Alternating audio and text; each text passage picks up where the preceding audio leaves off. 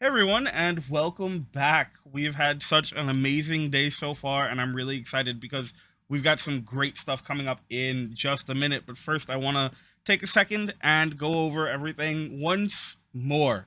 So, again, thank you everyone for being here. Thank you to the chat. Thank you to everyone who has donated. We've been doing an amazing, really, y'all have been doing an amazing job today and yesterday, and I cannot say thank you enough. We've got some amazing giveaways going on, and every single dollar that you donate, from $1 to 100, gets you entered into all of these random lotteries for the giveaways. We've got two gorgeous dice boxes from the Shady Sale. The pictures of those are over on my Twitter. You can find that pretty easily, and I promise they're amazing. You've got a book trilogy from Thread of Souls based on their tabletop adventure, which is awesome. Definitely want to check that out. We've got a dice commission from Firefox Dice. I've flipped that twice today because I'm just so excited. From Firefox Dice, we've got a dice commission. Their dice are amazing. They're great. Check them out. They're going to work with you to find some really, really cool original custom dice just for you. We've got a creative commission from Jack Kellum, aka Jack Gogsbane on Twitter. Some people also know him as Jack of Gods and Game Masters. He's one of the most creative people that I know, and he's excited to sit down and work with you to create some really cool original content special for your use. We've got an art commission from Lost Haven Art, which is great. Lost Haven Art does amazing stuff. They were here yesterday running Ryutama. If you didn't get a chance to check that, you should definitely check it out. I'm pretty sure the VOD is up. It'll also be on YouTube, hopefully sometime next week. And because we broke $500, we're going to have we are going to add a copy of Journey Through the Radiant Citadel, the new Dungeons and Dragons 5th edition book that's just released, to this giveaway. We've upped our goal. We're looking for 800. If we can break 800, we're going to add more cool stuff. At this point, I don't know what we're going to get to. That's on all of you. And again, thank you so much. Every single dollar that you donate, again, from $1 to $100, is going to go towards the National Network of Abortion Funds. And all of that money is going to go towards medical, logistical, travel support, hotel fees, any cost or support that is necessary for people who are currently suffering from loss of bodily autonomy. It's an incredibly important, very serious issue that is unfortunately one we absolutely have to strike back at as hard as we can, and that's why we're here. So remember that every dollar you donate goes there. If you share this, if you tell someone about it, if you bring someone into the chat, that's another way that you can help. Just because you can't donate or have already donated doesn't mean there's not more that we can do. So you do the best you can. Thank you again for everything.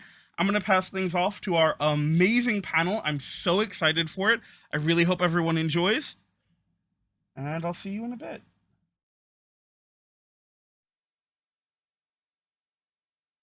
Are we on air? Yay! Awesome! We're live on the internet. Hi. How's everybody doing? Doing great. Fantastic. Doing well. Awake. Conscious.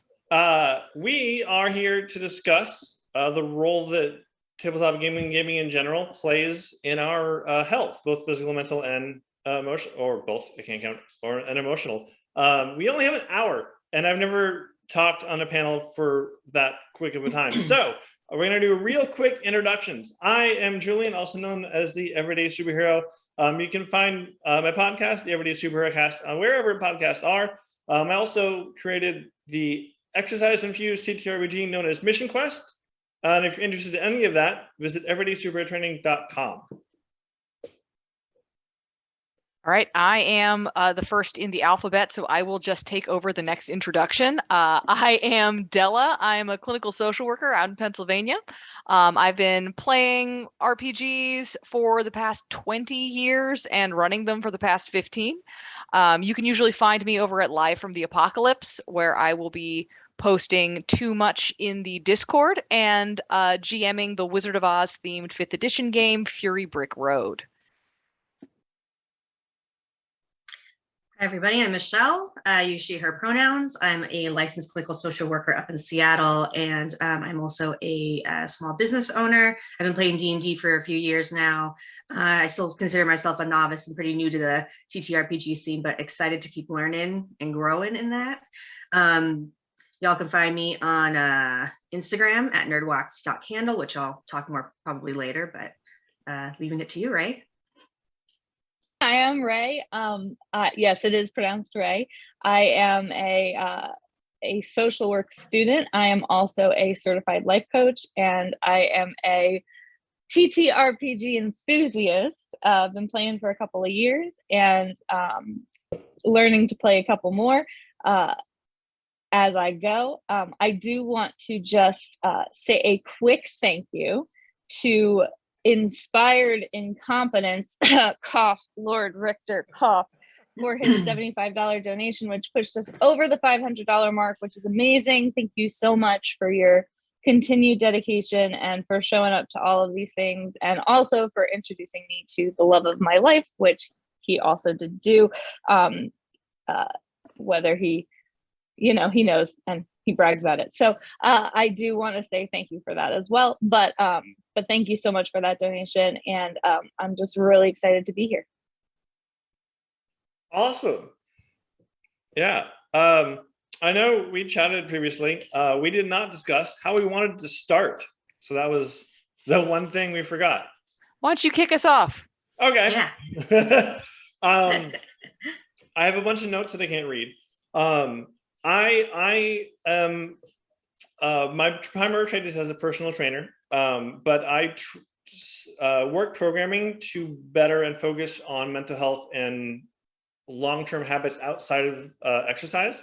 I believe that the real-time feedback you get from an exercise program is a metaphor you can use for any form of growth against discomfort, which is required on purpose for creating change.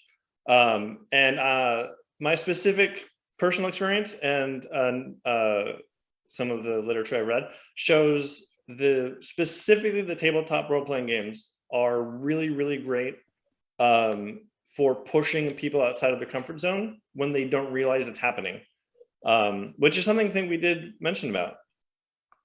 Yeah, I think we talked a little bit. We had a little bit of a pre-talk about this, and I have asked everybody in this chat to go ahead and do this if I'm talking too much, but you could feel free in the chat to tell me also that I'm talking too much, because I do that. But I think we had talked a little bit about how the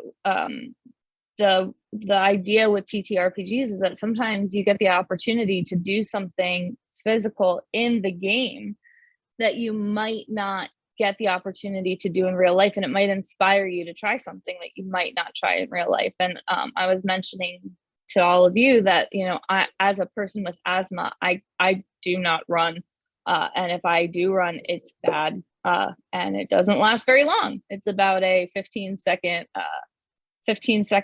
before I'm just hands on my knees dying. But one of the things that, and I have no hand-eye coordination, don't be near me when I'm throwing darts, because even if they're magnetic, you're going to lose a head. But one of the things that I was really inspired by TTRPGs to try was archery. And that's something I bought, like a set, and it's 100 degrees here. I'm in New Jersey. It's been 100 degrees for like a week and a half. But as soon as it gets back down to some normal temperatures, like I'm going to set it up in my backyard. It is made of foam. So there's very little chance I can damage people that I still wouldn't be around when I'm trying. But I just really want to try. Like, it just looks really cool, Yeah. And so I think that there is a definite mental component of, like, you do it long enough in the game and you're like, maybe I could do it. Maybe I could give it a shot. Mm-hmm. And I will just sort of jumping off of that point, sort of speaking on personal experience, both as a rehearsal and a desire to try new things, but you also, it pushes you outside of your comfort zone in terms of your interactions with people as well. Yep. I have never been a particularly assertive human being, but sometimes I really like to play a barbarian who just like kicks in the door and just says, "Hey, buddy, fuck you. I've got the battle axe here. You're going down." That's just fun. In real life, never. I am such a pacifist, but it's so much fun to be able to get to do that in these sort of safe environments, Mm-hmm. and doing that repeatedly like accidentally, incidentally, in safe environments, pretending to be a bard who can just get up on stage and sing, pretending to be a cleric who can just heal people with my touch or with my words. All of those things build on one another until you get to the point where you are comfortable sitting on stream and talking to a whole bunch of wonderful people about stuff that you're fascinated by. This is not something that I would have imagined doing when I started playing this game, but here I am. And I think that that's extremely a valuable piece of how gaming, tabletop role playing specifically, can help. We are who we pretend to be in a lot of ways. Mm-hmm. Absolutely. I've always, my specific nerddom has always been the desire to recreate the sensations of joy that I get from my fandoms, to be able to create it like for myself. So like the fact that I want to be Batman when I grow up is because of being a fan of Batman. But it also meant that like I started weightlifting because I wanted to be Batman. Like it was, I don't pretend like those things did not influence me, because I don't want to let go of that little bit of joy that drives everything. I mean, I wanted to be Right. Batman too, but I think I just bought a cape. That's still a part of it. That's a part of big it, part man. of it, dressing up. Yeah. Yeah. Yeah. I mean, I can't agree with y'all enough. Like, I mean, I really wanted to piggyback up what you were saying though, Ray, about like taking that extra step. And you also mentioned this too, Della, about like it's rehearsal, right? Mm-hmm. And if, I mean, TTRPGs allow us to not really just stick to that. I mean, it's going beyond that realm of imagination and just staying in your head and daydreaming, and you get to take that extra step and visualize what that might look like, actually act it out. And it's habit forming. The more you do it, the more you're more likely to increase those odds, those statistics for you to perform the way that you want in real life. Yeah, that was something we talked about, because we totally met before. The idea that there's a little bit of like accidentally getting used to the comfort and camaraderie that you build through playing at the table or digitally, that over time, as you get more exposed to that, I guess, sense of performance, you find it slowly leaking into like the real world and building. It's not, I don't know about you, but I never noticed it in the moment. It's like months down the road when I go, I've never done this before. What is this? Oh, that's right. I spend once a week around a circle semi-performing with other people, and I'm comfortable doing it now. I think one of my favorite things that we did kind of touch on in our pre-conversation was, and Michelle, forgive me, I'm going to call you out a little bit here, but you had talked about these games being a way to build up courage. Yeah, and, that's on my notes. Yeah, are you sure? We all talked about how we couldn't read our own handwriting. So apparently that is also just a preface to TTRPGs. You can't be able to read your own handwriting. But Michelle had talked about, building courage through these games. And I this really stuck with me even after this conversation, was that like Julian had talked about how he went to some open mic nights to get ready for a panel that he was leading. And that really struck me, as funny because, and again, I will embarrass myself here, but I've had a microphone in my hand literally since I was 3 years old. And, I've been singing since before I could talk probably. And just, you put me in front of any room of people and I just start singing. I have no problem with it. It doesn't embarrass me. I don't really care what I'm singing. I don't care if it's in the right key, but like, you put me in front of a group of people I've never played a role-playing game with before, and I'm like, hi, my name is Ray. I really like games. And it's just so funny, like the things that we become intimidated by, the social interactions that we become intimidated by, and how these games really help us to challenge those perceptions of ourselves. Either through the characters that we play, like what Della said, becoming a barbarian when you're not particularly assertive in real life, or, becoming, I'm always a magic user. I really just like playing magic users. I never know what the magic user does. I've always got 1,000 spells, and all I'm going to do is cast magic missile and mage hand, and maybe have my unseen servant because I think they're really fun. But like I just really like being a magic user. I love that idea of magic in the real world. That's so like prolific for me. And so not how I live my life at all. Like, I don't believe in the, like, if I'm like in the real world, like, I don't believe anybody is going to come in and save me and do things for me. And but there is a part of me that does. Like, and that's really interesting, because what you're talking about there, which something you mentioned there about you never know what the spells do. And same. I think in the chat, I suspect the person running the Live from the Apocalypse feed there, that I'm gonna guess that that's our behind the scenes Wilzard, who is our I'm gonna call him out briefly. He runs all of the fact checking for my game, because I have never played 5th Ed before I started running this game. Wow. I was just like, I've run D&D. It's a D20 system. Whatever. I'll run it in public. And so I have him sort of behind the scenes being like, no, Della, that is not how that works. Or yes, Della, that is how that works. And so a huge part of what we can learn in this game is trust. Like, I trust. Agreed. Yeah. I trust that my players are not going to try to snow me as their GM, and are not going to try to be like, oh yeah, no, you can absolutely, this spell can kill this many people. I can absolutely target like 15 people with this, first level spell that I'm casting as a second level character. Definitely. That definitely works. Yeah. We had talked about the fact that there's a little bit of having to let go of what you can control, because even if you communicate out loud what your character is going to do, there's no detail too small that your other teammates can't think of on their own that is going to be different from you. Yeah, agreed. Yeah. You're going to discuss the plan to a T, and everyone's going to run off a different direction going, wait, I thought we were doing something else.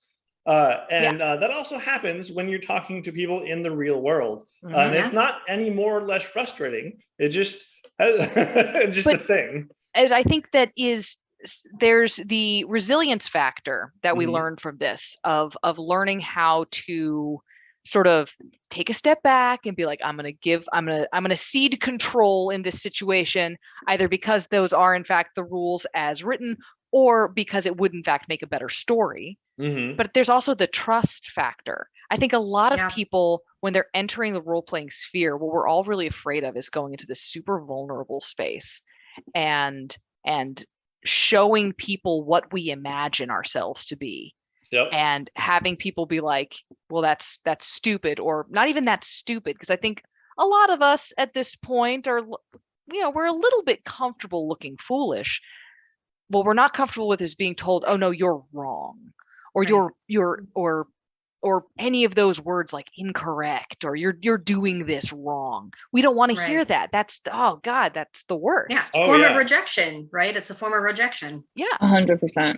And so we walk in to these settings and we can learn trust from a world that very frequently tells us, no, you are doing life wrong.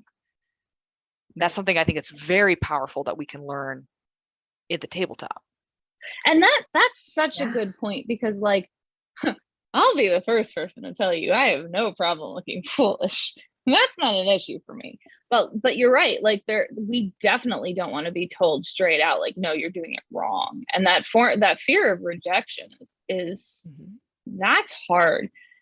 Whereas like with a tabletop game, like if I'm doing it wrong, right? Or if somebody says to me like, that's not how I literally, there's a a Wednesday night game that I play every couple weeks, and I was doing it wrong. Like, my spells were wrong, the character was wrong. They were at a way higher level than I was, and they knew that when I joined.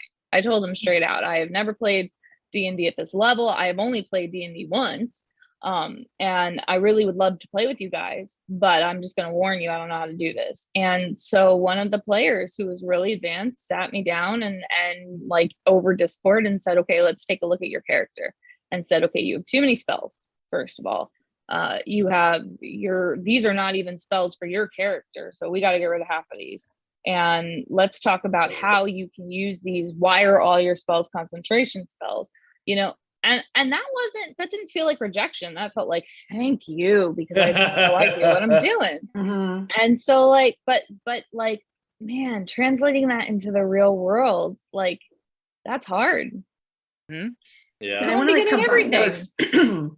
those two themes that Ray and Dell you were talking about, just sort of like we therapists have this term called frustration tolerance, which y'all are familiar with, right? Like when we want to work with younger kids on how to manage stress and anxiety, we will use games in therapy to do that, right? And so like in big kid adult words, right? Like we're working on our frustration tolerance, but it's not as helpful if you're working on frustration tolerance when you're not in a safe space. Right. Like I joined my D&D group because I wanted to trust the people I was with before I decided to make a fool of myself in a really like a safe way. Right. Yep. Like I wanted to practice creativity and bravery, like you said, Ray, like with people that I knew wouldn't be like, I'm going to reject you just for fun, like, right. Like we want to be able to feel safe where we play and so we can get better. Right. So. And one of the things that I do want to mention is that at the end of our chat, we are going to be posting some places that we compiled that are safe spaces to listen to some podcasts, join some games, watch some streams. So if you're interested in what we're talking about, and you want to maybe see some of this or maybe try to get involved in some of this and you want to do it in a safe space, at the end, we'll have some links for you. So as a general note to everybody who's listening, like we're not just gonna give you some ideas and then be like, great, go find a game. Yeah, hang out till the end, y'all, so we can give you some good resources. So we can give you, we're very prepared. Not at With all the notes we can't read. No, we type those. We're fine. Yeah, we've. I think I don't know if we have addressed this specifically yet, but I do. In being around the table, being a safe place, it's a place where you kind of have to get to take chances and find out that you fail without it actually hurting you. You talked about how it's a safe place to lose without the consequences literally affecting your life, because in many ways losing or failure is misconstrued as the end of something. And much of the time, it's simply one more learning block towards figuring out what it is you're actually trying to do. And like one of the things I'm really passionate about in life is positive language. And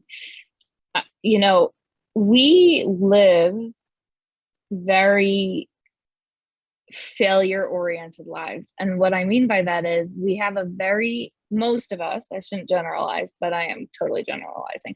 Most of us have a very much this fail or succeed or fail mentality, right? Like fail or do. There really isn't a success, right? Because either you're expected to do something, and if you didn't do it, you failed. Whereas like it would be great if we could transition to this idea of, succeed or change. And so with these games, what we learn is like the first time you roll a 1 on the dice, it feels like a failure, right? The 10th time you roll a 1 on the dice, it's kind of exciting because you know that something is coming. But whatever it is, like could be a challenge. And like the 100th time you roll that 1 on a dice, you're in it, man. Like you just know it's a good story. It's gonna be a good story. And like that's something like I feel like I'm trying really hard to start applying to my life, right? Like when life gives me a 1 on that dice, man, like maybe it's not a failure. Maybe it's just a change in my story.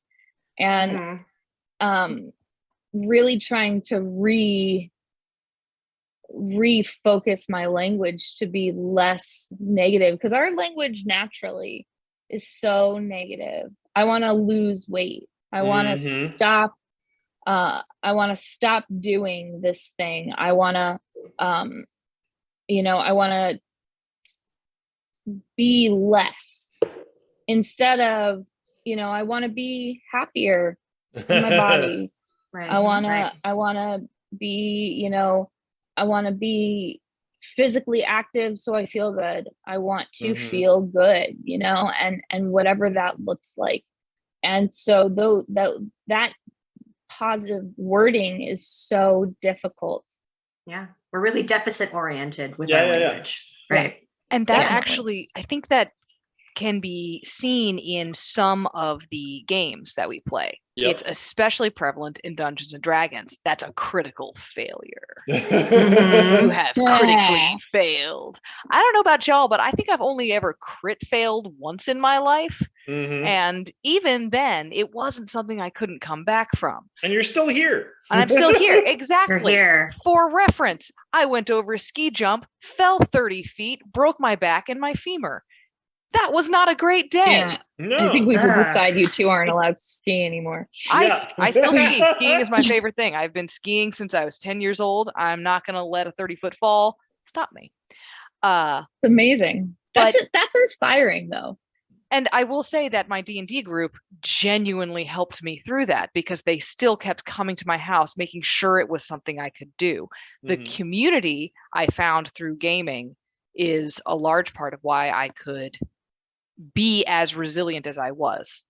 So that was just a fantastic community, very good times. But again, these big failure moments in real life, we do have resilience. We can practice resilience in gaming to an extent. Like, I don't really know how much gaming is going to help you when you're in a TLSO brace, but it can definitely help you escape, and it can definitely help you feel like you're doing something and being part of your community. What I like in games, and I'm finding I'm liking more and more I can't remember the type of game anymore, but systems where failing forward or succeeding at cost are options, rather than it just being you did it or you didn't do it. Right. That's, I think, so much more valuable in terms of applying it to your life, because then you can start looking at things like, okay, well, I did not I did not sell my company. I failed to sell my company. This is also probably not the most relatable. Moving on. I failed to sell. No, we were tracking. Sports reference. So thank you for saving me. We're just gonna go with it. We'll go with it. We'll run with it. I failed to sell my company. That's completely that's failure oriented. But if you say, like, okay, I learned a lot about how a company gets sold in the first place. So if things continue as they are, now this is a thing I know. If anything else, I am ready for when that Jeopardy question shows up.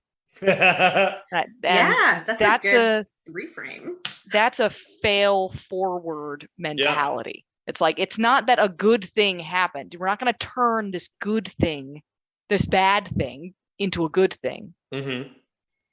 But we're going to think about how we're surviving the bad thing and how we can frame it so that we're failing forward. I love that, Della. I mean, when we talk with the world exploding a couple of years ago, I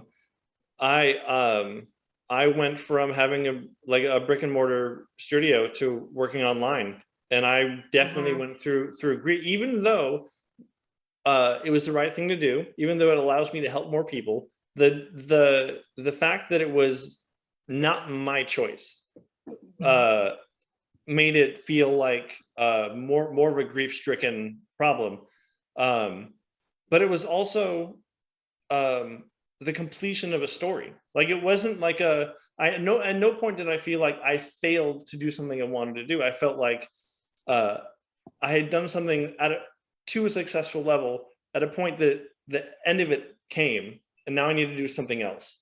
And there's our development and curiosity and seeking for growth is a game of forever until it stops. So we lick our wounds. We look for the opportunity to maybe sleep for a week and cry. But there's more growth to be had after each journey.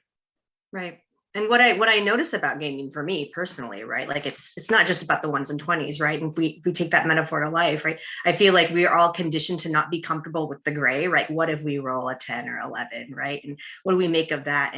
And growing up, I feel like a lot of people can relate to this, right? Like we're kind of conditioned to think in extremes, right? Like if something goes kind of not so great, if it's kind of mediocre, we tend to look at it as, oh, it's a critical failure, right? Like it just didn't go well, right? When really like there's multiple truths and there's different ways that we can look at things, right? And like, how do we be comfortable with the gray? How do we be dynamic and adapted to that without having to just sort of go at the extremes of how that pendulum swings, right?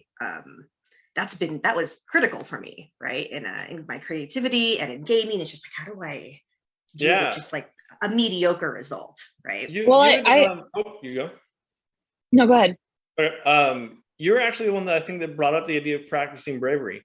Was that a conscious effort for like how you were like getting into tabletop games, right? Yeah.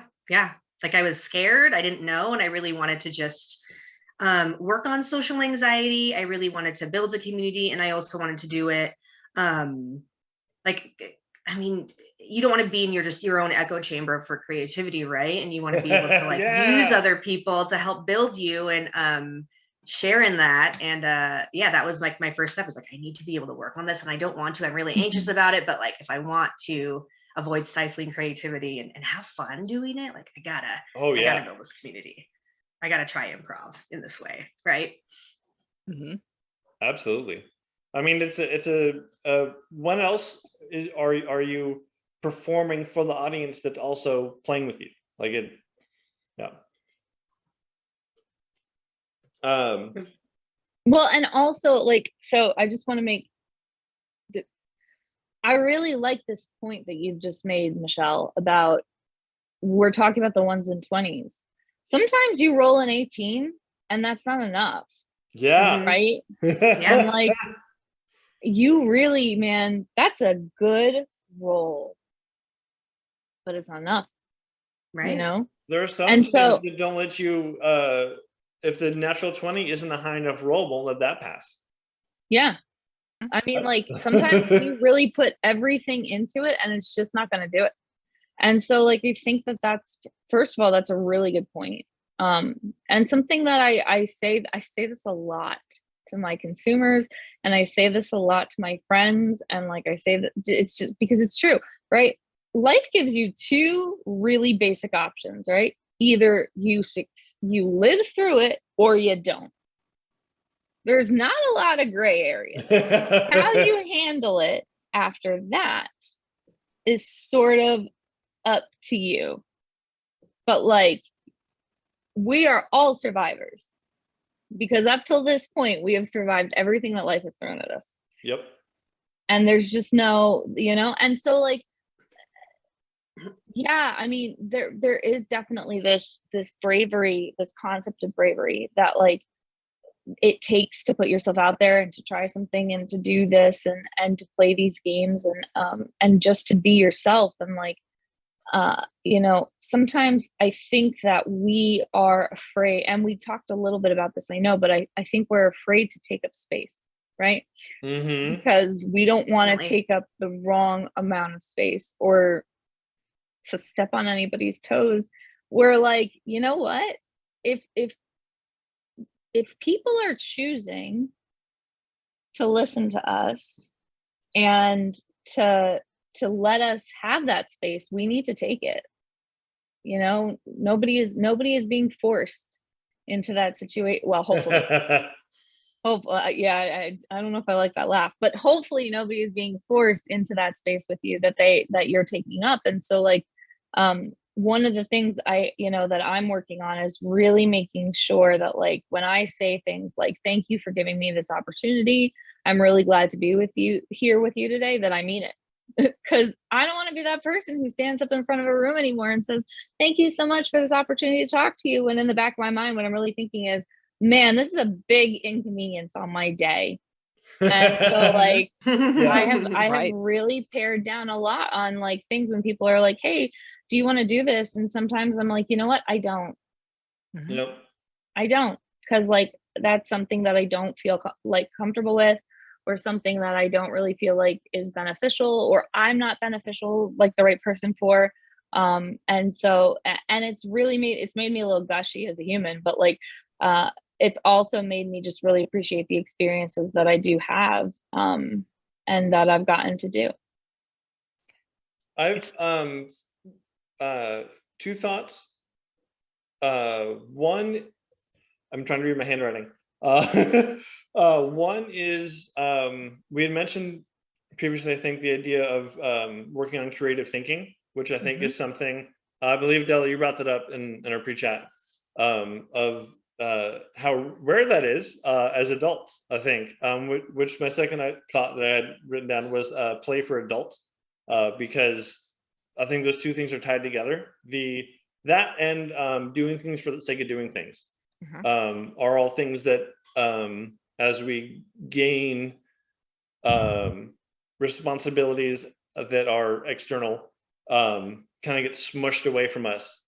And the great thing about being nerds is that we have this intrinsic tie to our childhood self that I think makes us that much closer to refining that. I would agree. And I think that the ability to exercise creativity in a storytelling sense improves our ability to exercise creativity in a problem solving sense. So giving yourself sort of permission, if you're really stuck and frustrated on a problem, and kind of having this litany of other characters, you can be like, all right, I don't know, how would Thrak the Barbarian handle this situation? Okay, that's probably not helpful because he would probably kick in a door and wave his battle axe around. But you know what? Now I can have that little fantasy in the back of my head of kicking this desk over. And that can I can use that as a self-soothing exercise. I can use that as a way to calm myself down without actually giving into my anger. Yeah. And I have a long rant about how anger is self-reinforcing. If you ever want to talk about, emotional reactivity with me, I am right here. The other aspect is that you mentioned that I would very much like to bring up is play as an adult. Yes. I just moved to this area about a year ago. And as soon as I moved here, I got pregnant, which means that I have discovered that as an adult, if you do not drink, and if you're not interested in going out and just spending money, there is no way, there's nothing to do. If you don't already know people and you don't want to go spend a bunch of money, there's nowhere to just go. Yep. There's the bar, there's the coffee shop, up to a certain point, and there's not a lot else. What gaming, especially those stores that allow pickup games and games to be run there, what that allows is for there to be a community of people where you don't need to go spend a whole bunch of money. Yep. Though obviously if you are, it's accessible, right? It's accessible. It's equitable. Yeah. And I think that's a huge value that I totally agree. This hobby provides. Yeah, there's a I think story time. My wife and I have done over the last 10 years moved slowly from Seattle to now Rhode Island. We spent 7 years in Nashville, and through that, every time we've made a new migration, it was a wonderful experience with lots of craziness, but also we would land and look for a sense of community. And every time before this most recent move, which was in November, the look was to a local church. And neither of us are exponentially religious, but so it wasn't so much a faith search as like, here's a group of people that can maybe have similar values to us that we can meet with ever so often and be like, oh, we're not alone in the universe. When we made the move from Nashville to Rhode Island, it was the first time when we didn't bother with that and just went, hey, who plays D&D in Rhode Island? And all of a sudden, the tribe we found that we really enjoy is just everywhere. And it's not always in person, but the experience is letting us meet people with a greater sense of emotion and buy-in, which can also be negative. Like there's a lot of people that I will meet within the same space for the same reasons, that they're super passionate in a way that I cannot relate to or disagree with, but I respect that they are passionate about it, because that is what I'm looking for in people that I want to spend time with. And I honestly, like, this is something that I've found about myself, and I'm an extreme introvert. I can be by myself for very long periods of time without it getting to me, because that's how I function. And like, I am not a person who wants to make friends based on proximity. I'm an adult. I am, in my 30s. I do not want to have favorites anymore. I do not want to be asked what my favorite ice cream or my favorite cereal or my favorite color is, because I'm an adult and I don't have to choose. And also, like, I do not want to have to make friends just based on who is in my immediate area. Yeah. Because Work you know friends. no, don't want to do that. I like a lot of people, and I think that they're great, and I think that they're very friendly, and I am all for acquaintances. I do not want to hang out on them with them on the weekends. That's my time. And so what I found, and this was something that COVID really did for me that was nice, was that I started getting involved in, these online communities. And this is something that I haven't done since I was a teenager. And all of a sudden, I was making friends in all of these different places. And like, but they were people who shared my values, my opinions, and like, they were not friends of proximity. They were friends who I felt like I could talk to, because not necessarily because we always thought the same thing. We very rarely always think the same thing, but because we could talk and we spoke the same way. And to me, that was so much more important. And so to this day, like, I have some friends in my area and I go out sometimes, occasionally, but like, most of my friends at this point are online, and I feel really good about that. And I feel really good about, I've made a lot of friends internationally. I've made a lot of friends, through Discord specifically. And like, there's so much that I've gained from these communities, and it's not that we all believe the same thing. It's not that we all come from the same place. It's not that we're all the same age, the same gender, the same, we're not homogenous in those ways, but what's the same about us is that we are all connected, because we are all people who are open and who want to know each other. And I'd rather be friends with those people. It's definitely the pandemic has opened things up for accessibility massively for people who want to play games, and for the opportunity for people who are maybe not living in spaces where there's a whole lot of safe places to engage in new creative thought. Gaming offers that, and now there's the opportunity to do that online from a distance. Yeah, one of you, I forget which of you, brought up that there's a new normal to like being able to say no to things that you would otherwise feel like me. Yeah. I'm an extrovert, and I found a power in rebalancing the priorities of not just who I want to spend time with, but like how I spend my time. And even though I need people to otherwise have energy in my day, there's a difference between good energy and bad energy. And I, as an energy vampire, if I'm in a negative environment, that energy makes me negative.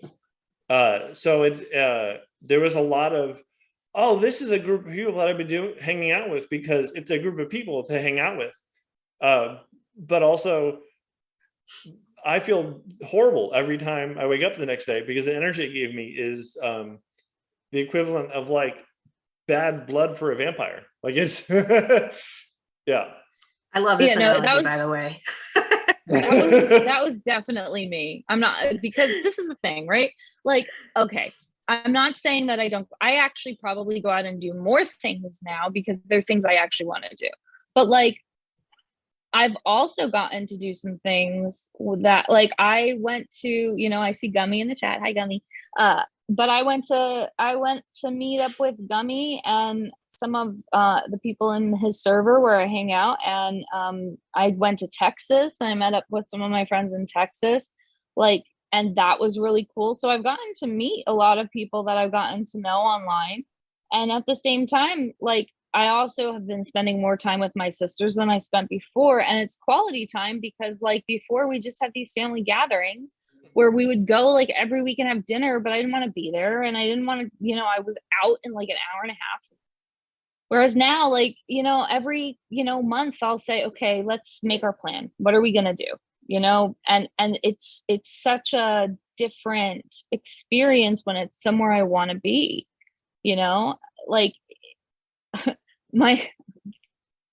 this is so sad to me, but like I got an email from Ticketmaster or something, I don't know, that the Newfound Glory album Sticks and Stones is turning 20, and that was just soul crushing because I bought that album when it came out and I sent it to my best friend from high school and I was like, it's turning 20. And he went, we should go to the concert. And I went, no, we shouldn't. And he went, why not? And I went, I don't go to concerts. Like, I'm old. We were there when the album came out. And he went, yeah, okay, good point. And then he was like, by the way, I'm rereading this book that we read 20 years ago. And I was like, you are so not helping. But the point being, like, I don't go to concerts anymore. I never liked concerts. And now I don't have to go. Does anyone else immediately tune out when someone lists music as, like, listening to music as the thing that's their biggest hobby? Yeah. It depends. Depends on the type of music. Because if somebody tells me that listening to music is their biggest hobby, or they're like a vinyl collector, to me that's a little bit like, right on, dude. That's true. That is real cool. That vinyl collector. Yeah. I'm not into it. But if somebody tells me like, oh yeah, no, I'm super into my like DIY punk scene, then I'm like, yeah, no, that sounds awesome. You're probably the person I want to play my game. Right. That's really specific. But if somebody's just like, if you're like, so what do you do? And they're like, I don't know, I like listen to music. Yeah. Immediately. Yeah. It depends on how it's said. Depends on the context. There's own nerds your shit. Yes. Own your shit, man. Say that louder, don't please. Just own your shit. Don't. That's, I think, another thing that gaming teaches you, because when you're playing a character, to make that character interesting, you have to own every action. Yeah. You have to follow through with every swing of that broadsword. You have to say, like, no, yes, I did in fact tell the queen exactly where she could shove it, and I'm going to experience some consequences. Yep. But I want to hear that story. Yeah, exactly. Yeah. That's what's interesting. Own it. And I think that that's something that you can, if you can take that off the table, that's a fantastic thing to take off the table. If you can present any of your hobbies with conviction and like super passion, I'm going to be engaged with that. Yes. Like, I'm not here to gatekeep what people like, right? Like, but if people are going to come in just sort of like, I'm going to talk on my ass and just sort of not own something genuinely, like you were saying, Della, like that's where I lose interest, right? Because the whole psychic vampire analogy, right? Like, if your energy is good about it, I want to meet up with that energy as well. So. Yep. Mm-hmm. Yeah, that's the whole the whole reason my podcast exists, is so I get to talk to other nerdy people that are excited about things, and it feeds my vampire psychicness twice a month, so that I get to live and have the energy for other things. You're just siphoning off of us, Julian. Yep, Like, that's all it unfair. is. It's completely selfish. But I'm just saying, if somebody's going to siphon my energy, I want them to at least be excited about it. Yeah. Yeah. Mhm. Yeah. Don't make it in vain. Yeah, you can have some of my energy. I'll gladly give it to you, but at Yep. least you better like make it worth my time. Yeah. I think another important thing about the saying no, I want to come back to this, is I agree. something that You look so excited about saying no right now. I'm so excited about saying no. I have a 3-year-old. I'm very excited about no. Yeah, okay, fair. I hear it a lot.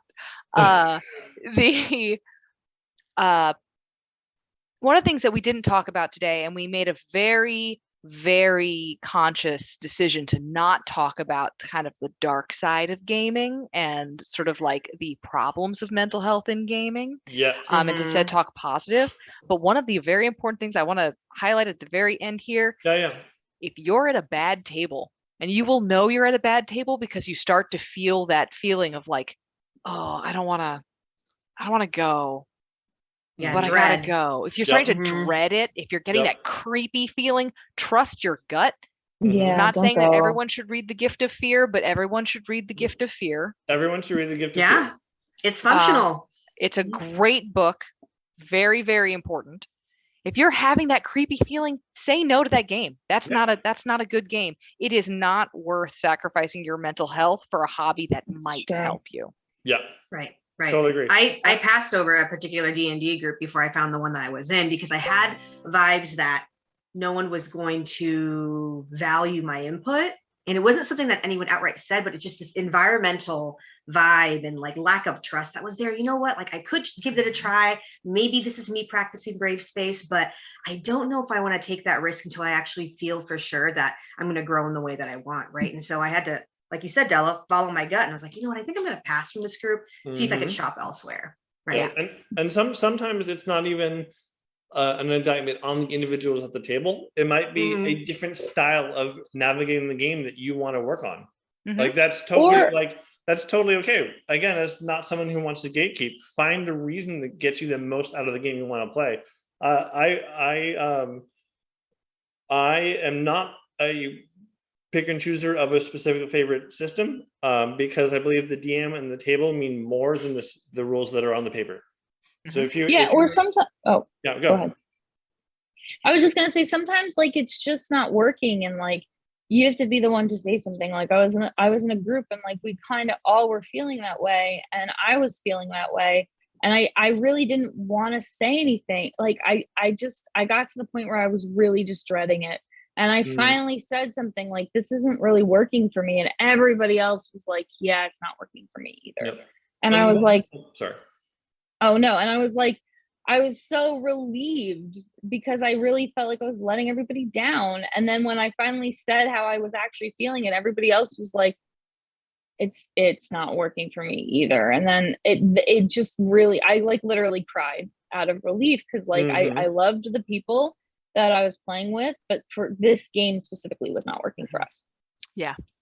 And that's it's important to be able to walk away from, to say Absolutely. no, to walk away from a bad game, because all of those benefits that we're talking about now, they're not available in a bad game, in a bad table. Yep. And back to the little bit of discomfort. You gotta find that you're in a bad one to discover if you're in a good one. Or if you're lucky enough and you find the good one like right away, that's awesome. But you're not going to know until you jump into the group. Mm-hmm. Yeah.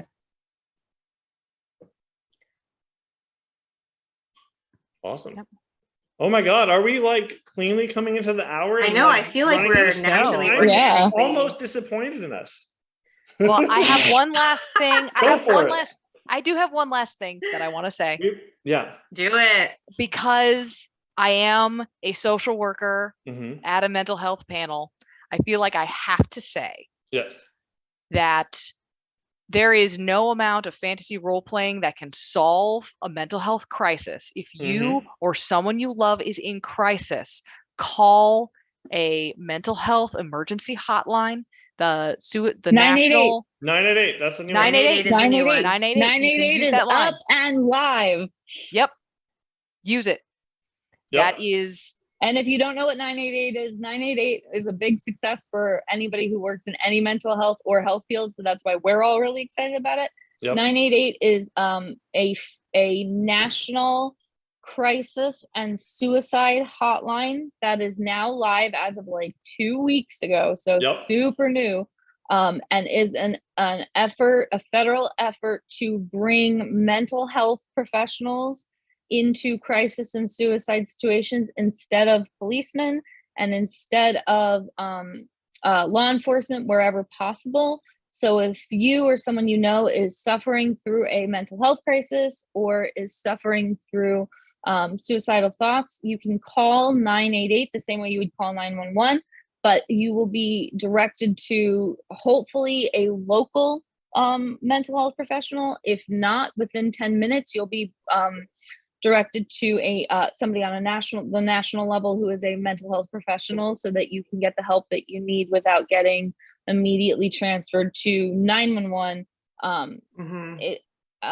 It's a big deal. It's a really big deal. Mm-hmm. Yep. Thanks for that Thank you for disclaimer, that. Della. Absolutely. Yep. That was it. That was the one thing. I feel like no, we just no, you're fine. Yeah, no, that's the Um, perfect disclaimer. I absolutely love that. Thank you so much. The title of I guess this panel, I did not specifically refer to as mental health, only because I'm on the warpath of teaching people that health is health, regardless of it's mental, emotional, or Yeah. physical. Mhm. And as much as you brought up something that may be considered a negative around the table, there is the positive pushing forward to what is the table you want to be at.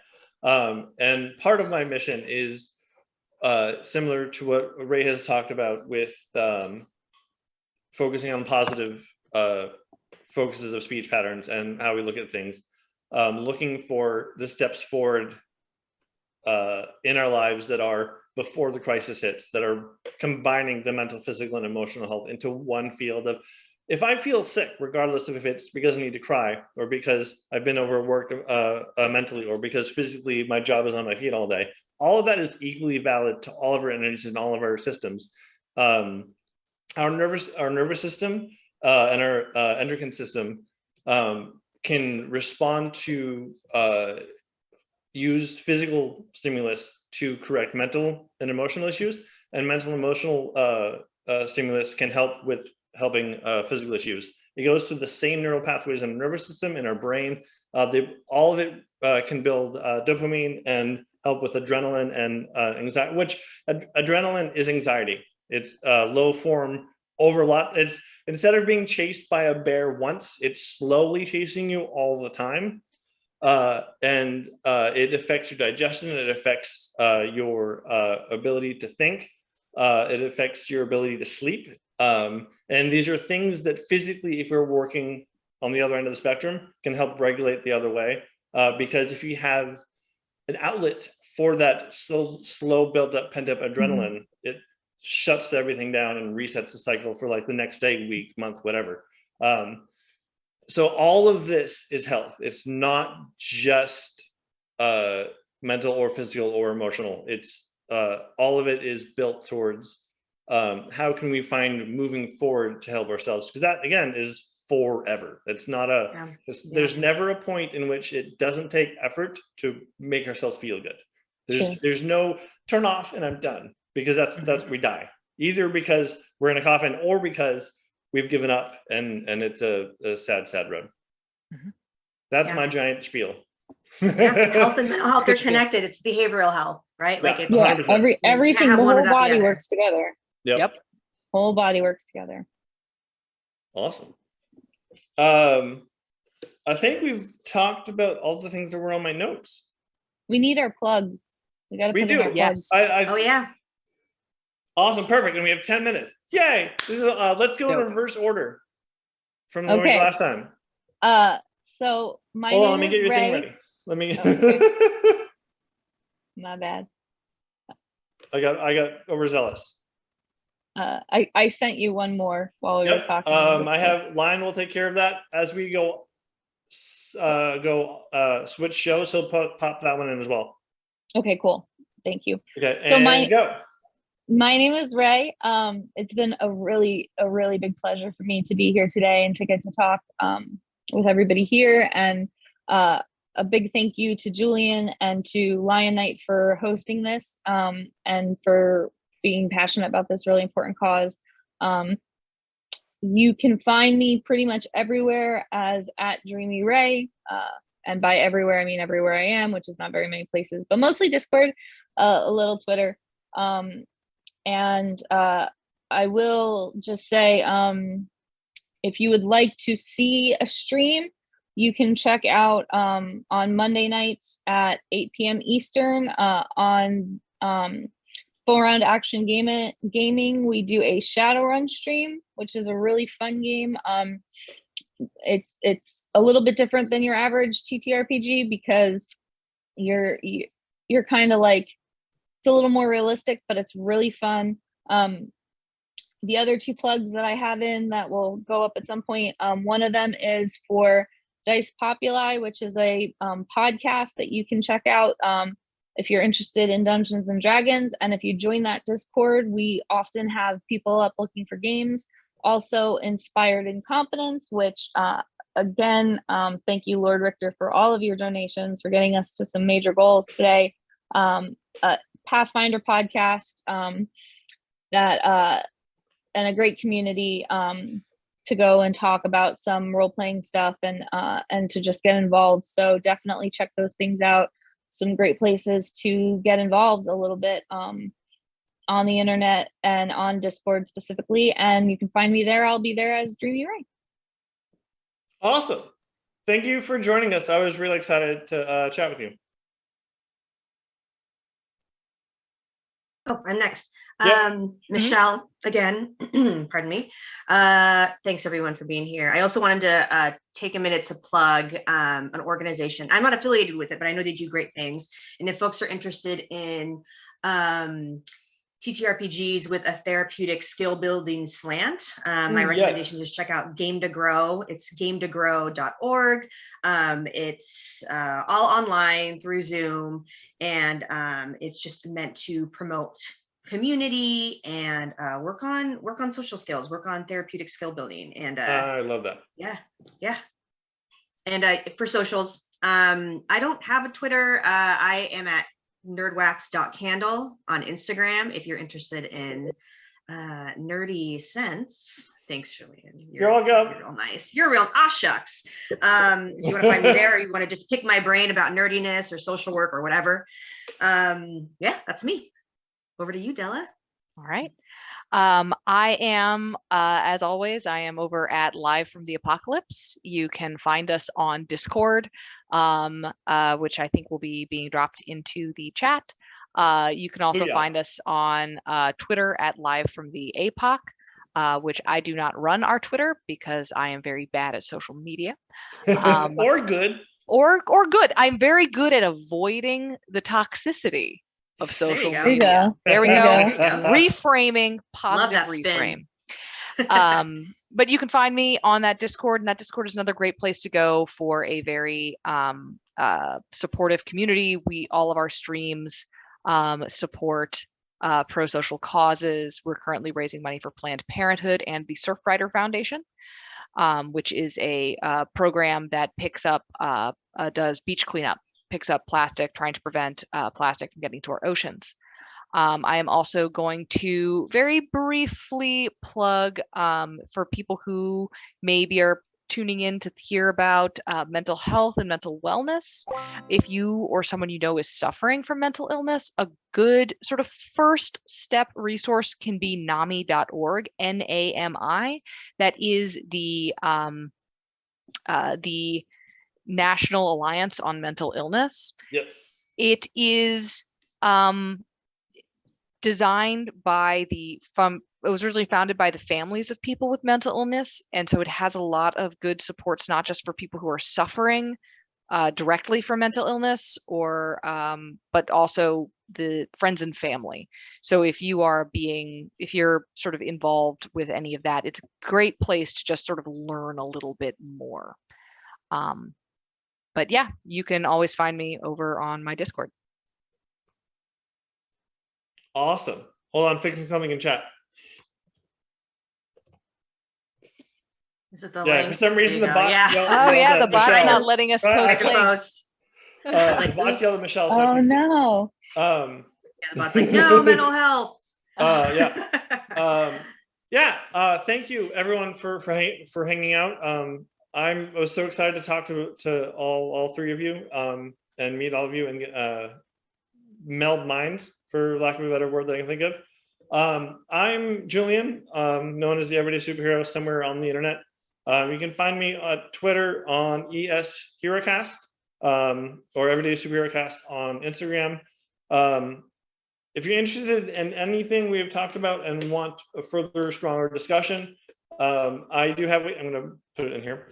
I have the Everyday Superhero Headquarters is my little Discord that is my corner of the internet that solely exists as kind of a town gathering space for my nerdy friends, previous podcast guests, future podcast guests. It's where stories are swapped about how the Mission Quest game is going. It lets you know if or when a new episode will be out, and it's generally a push for the community as a whole that is very small right now to allow some positive reinforcement for our uncomfortable habits. So that is basically what we exist for in that space. It's mostly me talking to no one and no one responding, but I get a lot of I don't say anything but thank you because it helps me out. So if you want to further any of the conversations we've had here, it is welcome at that place. Thank you so much.